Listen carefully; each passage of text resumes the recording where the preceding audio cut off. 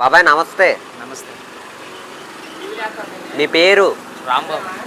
ఏం పని చేస్తారు? సెంటరింగ్ వర్క్ చేస్తాను. సెంటరింగ్ ఎలా ఉంది ఇప్పుడు? పర్లేదా?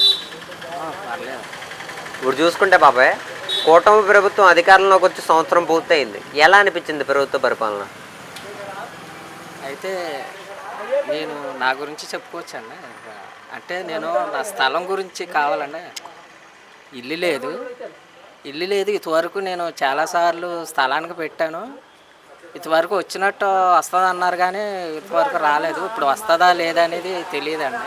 అప్లికేషన్ పెట్టుకున్నాను, చాలాసార్లు అయ్యింది. కాకపోతే ఇప్పుడు వస్తుందా లేదా అనేది తెలియదండి. అంటే పేరు మట్టికి ఉందండి, కానీ రావట్లేదు. అది ఎంతవరకు వస్తుందో తెలియదు. అది ఆలోచిస్తాం. ఇప్పుడు చూసుకుంటే బాబాయ్, ఎవరు మీ ఎమ్మెల్యే గారు? చింతమనేని ప్రభాకర్ గారు. ఎలా ఉంది ఆయన పరిపాలన? ఆయన పరిపాలన పర్వాలేదు, బాగానే ఉంది. మరి ఆయనకి అర్జీ పెట్టుకున్నారా? పెట్టుకున్నాను, చాలాసార్లు పెట్టాము. కాకపోతే ప్రస్తుతానికి రన్నింగ్ అవుతుందిగా, వచ్చిన తర్వాత నేను చూస్తానని అన్నారు. బాబాయ్ ఇప్పుడు చూసుకుంటే గతంలో వాలంటరీ వ్యవస్థ ఉండేది. ఇప్పుడు వాలంటరీ వ్యవస్థ తీసేశారు. ప్రజలు ఏమైనా ఇబ్బంది పడుతున్నారా?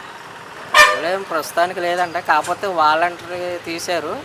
వాళ్ళు తీసిన తర్వాత గవర్నమెంట్ సచివాలయం కానీ వీళ్ళు కానీ వాళ్ళకి పెన్షన్లు ఇవ్వటం అనేది జరుగుతుందండి. ఏదన్నా పరిస్థితి వచ్చినప్పుడు సచివాలయంలో ఆర్జీ కానీ ఏదన్నా పెట్టుకోవాలన్నా సచివాలయానికి వెళ్ళవలసి వస్తుంది. బాబాయ్ ఇప్పుడు చూసుకుంటే గతంలో రైస్ వ్యాన్లు ఉండేవి, ఇప్పుడు రైస్ వ్యాన్లు తీసేశారు. ప్రజలు ఏమైనా ఇబ్బంది పడుతున్నారా? ప్రజలు ఇబ్బంది లేదండి. అయితే ఒకటి మామూలుగా డిపోకి వెళ్ళే వాళ్ళు వెళ్తున్నారు. పెద్దవాళ్ళు, వయసు ఉన్న వాళ్ళు మట్టుకి ఇంటికి వచ్చి ఇస్తున్నారు. అయితే ఫస్ట్ తారీఖు ముందు మాకు ఇచ్చి తర్వాత పెద్దవాళ్ళకేమో ముందు 25వ తారీఖు ముందు ఇస్తున్నారు. 4 రోజుల ముందు ఇంటికి వచ్చి అటు ముద్ర వేయించుకొని లీవ్ ఇస్తారు. మిగతా వాళ్ళ మట్టుకి డిపోకి వెళ్తారు. బాబాయ్ ఇప్పుడు చూసుకుంటే గతంలో 3,000 రూపాయల పెన్షన్ని 4 విడతలు పెంచారు. ఇప్పుడు 4,000 రూపాయలు కూటమి ప్రభుత్వం ఎక్కిన వెంటనే అందిస్తున్నారు. ఎలా అనిపించింది వృద్ధులకి? వృద్ధులకి వరకంటే 2,000, తర్వాత 3,000 చేశారు అనుకోండి. ఇప్పుడు 4,000 చేశారు. పర్వాలేదు, కొంచెం పర్వాలేదు అనుకుంటున్నారు. వాళ్ళ పరిస్థితి ఒకవేళ కొడుకులు కానీ ఎవరైనా చూడకపోయినా వాళ్ళు బియ్యం కూడా ఉచితంగా ఇస్తున్నారు కాబట్టి ఏదో కొద్దిగా సేవ్ అవుతున్నారు.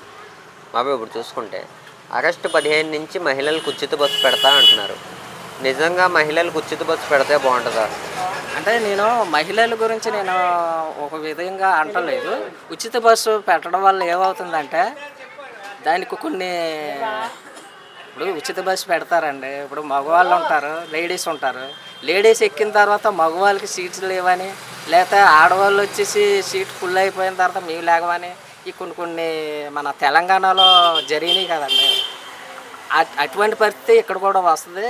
అలా కాకుండా మన కిలోమీటర్ లెక్క కానీ ఏదన్నా ఛార్జీలు హైవే ఎక్కువ లేకుండా తగ్గిస్తే, బస్ ఛార్జీలు కానీ ట్రైన్లు కానీ అన్న తగ్గిస్తే బాగుంటుందని, మనకి పేదవాడికి అనుకూలంగా ఛార్జీలు ఉంటే బాగుంటుందని నేను అనుకుంటున్నాను.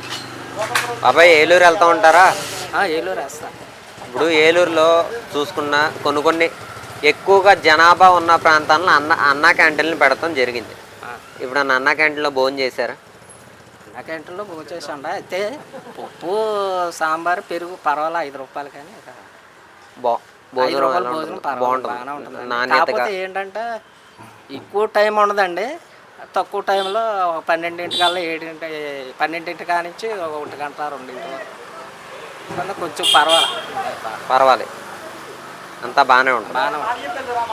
ఇప్పుడు చూసుకుంటే బాబాయ్, గత ప్రభుత్వంలో రోడ్లు కానీ డ్రైనేజీ వ్యవస్థ కానీ ఎలా ఉండేది? ఇప్పుడు కూటమి ప్రభుత్వం వచ్చిన తర్వాత ఎలా ఉన్నాయి? రోడ్లన్నీ బాగానే ఉన్నాయండి. కాకపోతే ఏంటంటే రోడ్లు మన మెయిన్ రోడ్లో మటుకు చెత్త అది క్లీన్ చేస్తున్నానండి. ఈదులోకి వచ్చేటప్పటికి కొంచెం స్టాక్ అయినప్పటికీ ఎప్పుడుకో ఏ ఎమ్మెల్యే వచ్చినప్పుడు, అంటే నేను అన్నానని కాదండి, వాస్తవం చెప్తున్నానండి. అది కొన్ని క్లీన్ ఈదుల్లో మట్టుకి కొంచెం శుభ్రం చేపిస్తే అని చేస్తున్నారండి. కాకపోతే కొంచెం లేట్ అవుతుందని బాబా ఇప్పుడు చూసుకుంటే గతంలో మీకు ఏదైనా పనుండి ఎంఆర్ఓ ఆఫీస్కి వెళ్ళినా, పోలీస్ స్టేషన్కి వెళ్ళినా ఎలా స్పందించేవారు? ఇప్పుడు ఎలా స్పందిస్తున్నారు కూటమి ప్రభుత్వం వచ్చిన తర్వాత? ఇప్పుడు కొద్దిగా పర్వాలేదండి. అయితే దాన్ని మా పర్వాలా ఇటువరకు మీద కొంచెం సరే ఇటువరకు పర్వాలేదు, ఇప్పుడు పర్వాలేదు అండి వాళ్ళు. థ్యాంక్స్ బాబు. వాళ్ళు కూడా 4,000 తీసుకుని కొడుకు దగ్గర ఉంటా కూతురికి ఇస్తున్నారని ఇలాంటి వ్యక్తిగత గొడవలు చాలా ఉన్నాయి. మీరు ఇచ్చేది 4,000 చూస్తున్నారు. మాకు 4,000 ఇచ్చారని చెప్పి ఒకడు పాలాభిషేకం చేస్తాడు, ఇంకోడేమో బొట్టు పెడతాడు చేయి కోసుకుని. ఇది కాదు, వ్యవస్థను మార్చడానికి ట్రై చేయండి. ఇప్పుడు ఎవరైనా అంతే. ఆయన వచ్చాడు, నేను 30 ఏళ్ళు ఉంటానన్నాడు, వైనాట్ 175 అన్నారు. వీళ్ళు వచ్చారు కూటమి ప్రభుత్వం ఒక 30 ఏళ్ళు 2047 అంటున్నారు. ఏది జరగదు. కాలానుగుణంగా ఏ మార్పులు వస్తే మార్పులు జరుగుతూ ఉంటాయి. కానీ ఎవరన్నా వాళ్ళు పిటిషన్ ఇస్తే 15 రోజుల్లో డైరెక్ట్గా ఏదైనా కావాలంటే డైరెక్ట్ ఉండేది వ్యవస్థ. ఆ వ్యవస్థను వీళ్ళు ఎందుకు కంటిన్యూ చేయట్లేదు? ఎందుకు కంటిన్యూ చేయట్లేదు? తల్లికి వందనాన్ని అమ్మఒడిని తల్లికి వందనం కింద మార్చుకున్నప్పుడు సచివాలయం ఎంప్లాయీస్ని ఎందుకు కంటిన్యూ చేయట్లేదండి నన్ను. మళ్ళీ జన్మభూమి కమిటీ లాగా ఎవరో ఒకరిని పెట్టారు వ్యవస్థలో. ఇది బీసీ పార్టీ, బీసీలకి ఎక్కడ న్యాయం జరిగిందో చెప్పమనండి ఒకసారి. ఈ నియోజకవర్గంలో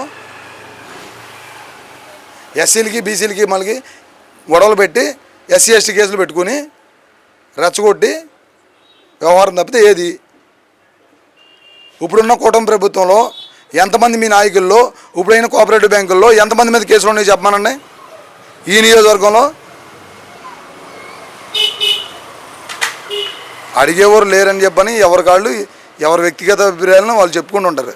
లబ్ధి పొందినోడు 15,000, నువ్వు నాకు 15,000 ఇస్తే ఇచ్చాను సంతోషం అంటాడు. దాని వెనకాల చాలా గాథ ఉంటుంది, చాలా ఇది ఉంటుంది. ఇప్పుడు లోకేష్ గారి మినిస్టర్ ఉండగా లోకేష్ గారు తెచ్చేది ఉండదు, జగన్మోహన్ రెడ్డి గారు సీఎం కూడా జగన్మోహన్ రెడ్డి తెచ్చేది ఉండదు. ఈ నియోజకవర్గంలో రైతులకి డబ్బులు ఇవ్వడం అనేది, ఎమ్మటే ధాన్యం అనేది కొనుగోలు చేయడం అనేది చాలా మంచి విషయం. అది ఒక్కడ తప్పితే మిగతా అన్నీ ఇంకా స్టార్టింగ్లోనే ఉన్నాయి. ఒక 3-4 ఇయర్స్ పడద్ది, అప్పుడు మంచిగా చేయడం అనేది అప్పుడు తెలుస్తుంది.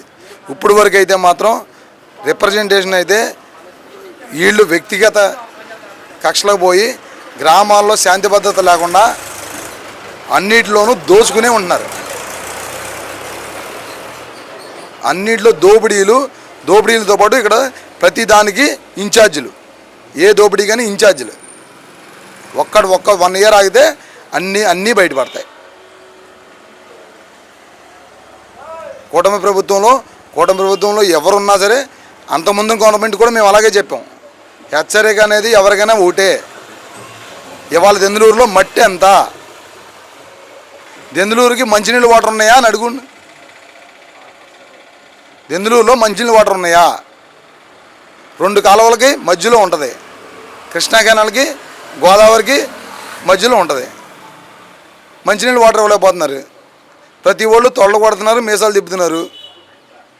ఒకళ్ళేమో నేను సాఫ్ట్ లీడర్ అంటారు, ఒకళ్ళు మాస్ లీడర్ అంటారు. ఇద్దరిలో ఎవరు మంచినీళ్ళు ఇస్తారు?